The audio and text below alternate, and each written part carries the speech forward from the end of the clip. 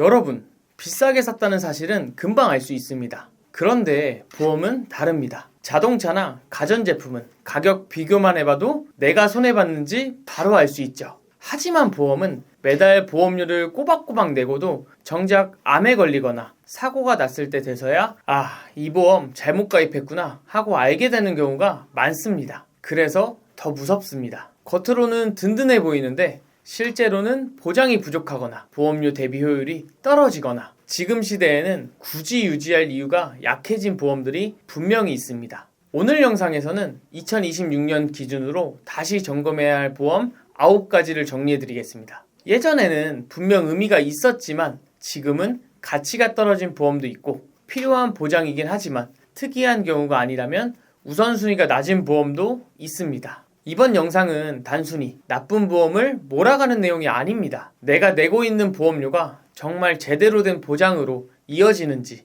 지금 내 증권을 객관적으로 점검해보는 시간입니다. 영상 끝까지 보시면서 가입한 보험을 하나씩 같이 확인해보세요. 잘못 들어간 보험 하나가 나중에 가장 필요할 때 가장 큰 후회가 될 수 있습니다. 바로 시작하겠습니다.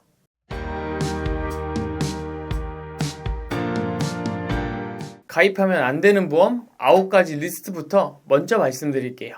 고해감 진단비, 재진단암 진단비, 암 입통원 일당보험, 산정특례 진단비, 1에서 8종 수술비 보험, 사망보험금, 대상포진 진단비, 응급실 내원치료비, 깁스치료비까지 이 보험들을 왜 가입하면 안 되는지 지금부터 그 이유를 아주 상세히 알려드리겠습니다. 첫 번째, 고해감 진단비인데요. 고해감으로 분류하는 암 종류에 걸리면 보험금을 받습니다. 반대로 말하면 고해감에 속하지 않는 암은 한 푼도 못 받는다는 거죠. 고해감에는 식도암, 췌장암, 뼈암, 뇌암, 백혈병 등의 암이 포함되는데요. 남자 발병률 2위인 전립선암, 3위 대장암, 4위 위암 등은 빠져있죠. 여자 발병률 1위인 유방암, 2위 갑상선암, 3위 대장암 등도 역시 빠져있습니다. 보시는 것처럼 고해감 진단비는 보장 범위 자체가 너무 좁기 때문에 추천드리지 않고요. 어차피 고해감이든 빠져있는 다른 암 종류든 일반암 진단비 하나면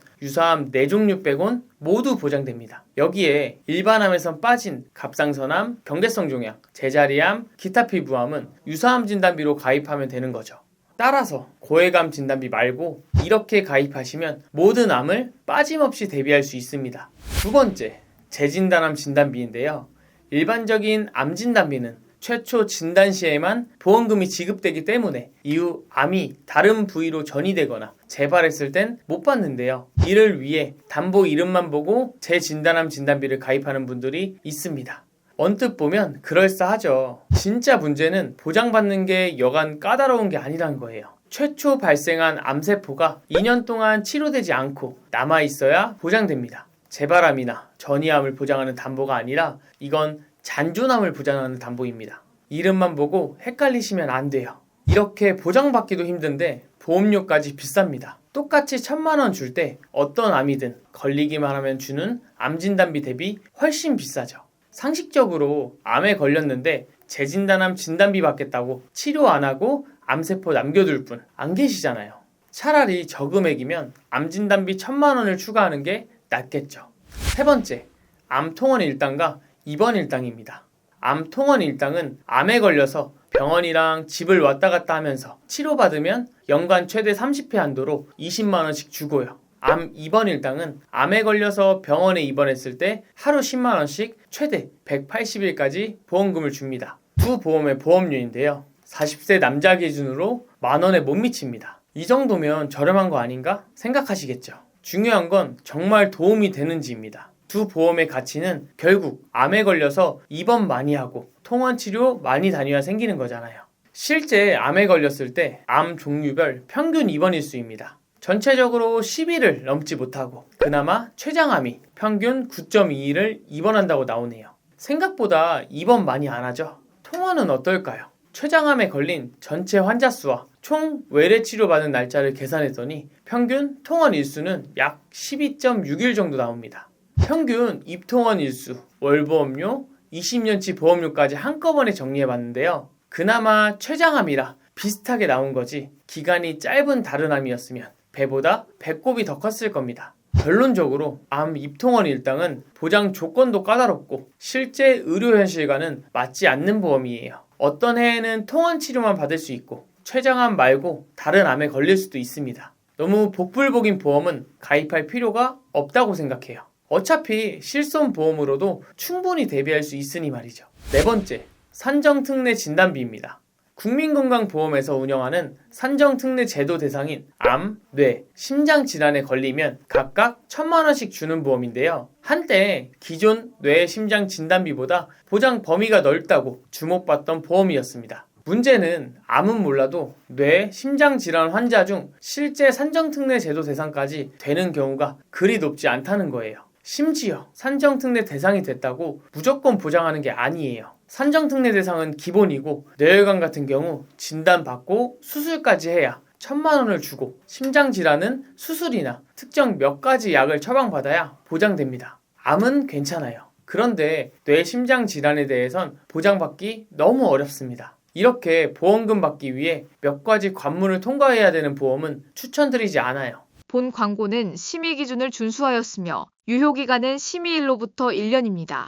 다섯 번째, 1에서 8종 수술비 보험입니다. 몇 종 이렇게 붙은 유형의 수술비 보험들은요, 일단 수술의 종류에 따라 1종, 2종 그룹을 분류합니다. 그리고 받은 수술이 몇 종인지에 따라 보험금을 다르게 줘요. 받은 수술이 1종이면 30만원, 8종이면 1,000만원 받는 방식이죠. 종수술비의 장점은 약관상 수술의 정의만 맞으면 입원하고 받은 수술이든 통원으로 받은 수술이든 국가 지원되는 급여든 안 되는 비급여든 관계없이 폭넓게 보장한다는 건데요. 문제는 1에서 8종은 여기서 예외란 겁니다. 1에서 8종 수술비 보험은 보장 방식은 비슷한데 딱 한 가지 예외되는 점이 있어요. 그게 바로 다빈치 로봇 수술, 하이프 수술, 만모통 수술 같은 국가 지원 안 되는 비급여 수술은 보험금을 못 받는다는 거죠.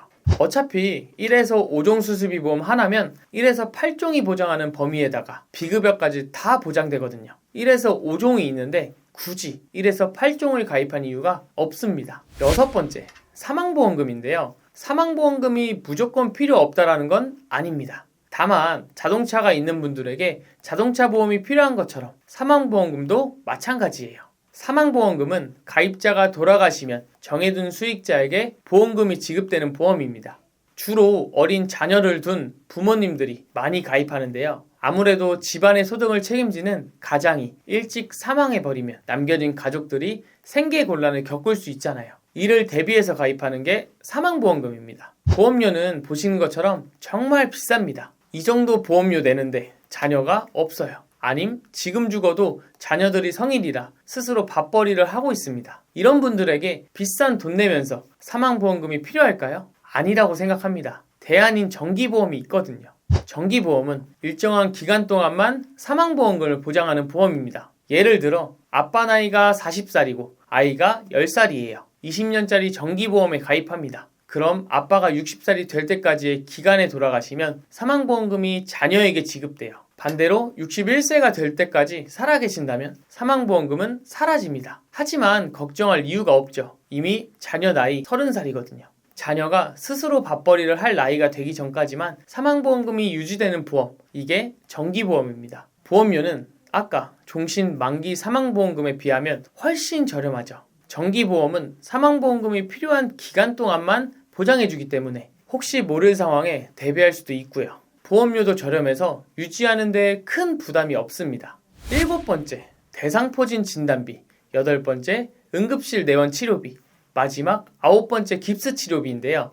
설명드리기 전에 한 가지 질문을 던져보겠습니다. 여러분, 보험을 왜 가입하는 건가요? 보험은 갑자기 다치거나 아파서 예상치 못한 큰 돈을 써야 할 때 자기 부담금을 조금이라도 줄이기 위해 가입하는 겁니다. 암, 뇌, 심장질환 당연히 필요하겠죠. 큰 돈이 나갈 수 있으니까. 그런데 감기, 독감, 실금, 철과상, 열상 이런 부상이나 질병을 꼭 보험료 내면서 대비해야 할까요? 대상포진 진단비, 깁스 치료비, 응급실 내원 보험금은 대표적인 자질구레한 보험들입니다. 이거 말고 더 있지만 대표적인 몇 가지만 가져온 건데요. 대상포진 진단비입니다. 걸리면 300만원 줘요. 피부에 발진을 일으키면서 심한 통증을 유발하는 질환인데 합병증이 간혹 있긴 하지만 생명에 지장을 줄 만큼 위험한 질병은 아닙니다. 아프긴 아파요. 리스크도 적은데 걸릴 수도 안 걸릴 수도 있습니다. 근데 보험료로 20년 동안 257만 7,600원을 내요.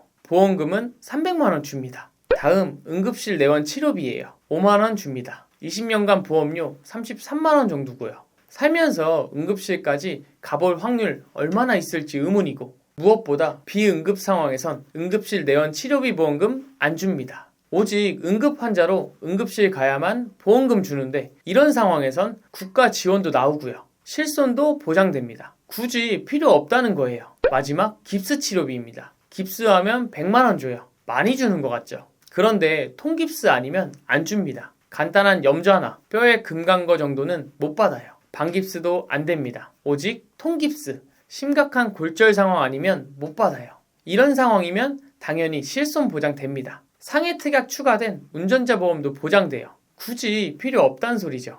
지금까지 가입한 내용을 한 번쯤 다시 점검해봐야 할 보험 9가지에 대해 말씀드렸습니다. 정리해서 다시 보여드리면 고해감 진단비, 재진단암 진단비, 암 입통원 일당보험, 산정특례 진단비, 1종부터 8종 수술비 보험, 사망보험금 위주의 보장, 대상포진 진단비, 응급실 내원 치료비, 그리고 깁스 치료비 같은 자잘한 특약들입니다.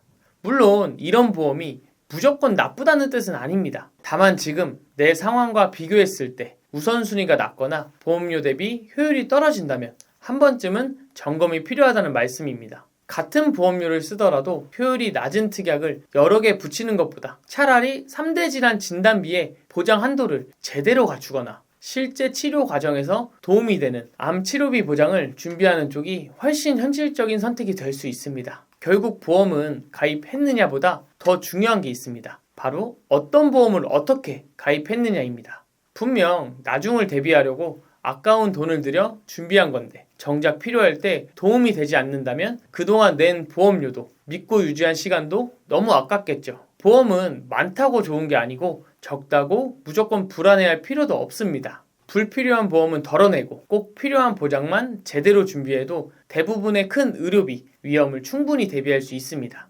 혹시라도 내 보험이 좀 이상한 것 같고 이대로 유지해도 되는지 헷갈리신다면 시간을 내서 꼭 한번 점검 받아보시길 권해드립니다. 저희 당당보험은 32개 보험사의 객관적인 통계 자료를 바탕으로 불필요한 보험료 부담은 줄이고 최소한의 보험으로도 최대한 든든하게 준비할 수 있도록 한 분 한 분 상황에 맞춘 합리적인 설계를 도와드리고 있습니다. 가입 설계는 물론이고 보장, 점검부터 청구 관리까지 함께 도와드리고 있으니 보험 상담이 필요하신 분들은 편하게 문의 주시면 감사하겠습니다. 오늘 영상이 도움되셨다면 구독, 좋아요 부탁드리고 끝까지 시청해주셔서 진심으로 감사합니다.